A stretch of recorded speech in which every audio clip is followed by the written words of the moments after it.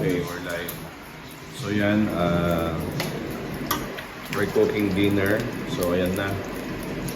Niluluto na natin yung pinaka masarap na pindang damulag from Concepcion. The original. You cannot resist pag nakita mo to. So ayan, busy yung mga cook natin from room 514.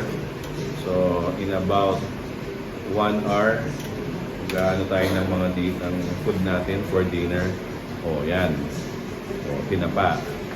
Sige pen, sabi ko ako mga nawenta mo po ta. Kasi abaw yun eh. O, diba? O yan. We prepare a simple breakfast for dinner. O, we have scrambled egg. Okay. Ayan. Spam. Siyempre, hindi mawawala yan. Yan ang home cooking by Madam Corazon. Pwede mo na ano dun mamaya. O, so pwede rin naman siya 4 yan. Hindi, sige mamaya. So, medyo busy kami right now dito sa kitchen namin. Wala naman amoy. Wala. Yan. Okay, so, yan. Scrambled egg. Pindang. Perfect.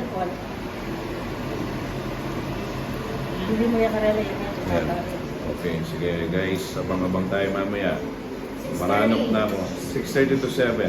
Basta pag natapos, we'll call it sa chat room natin. So, pagdagan mo nasa tsaka itang kamatis pala.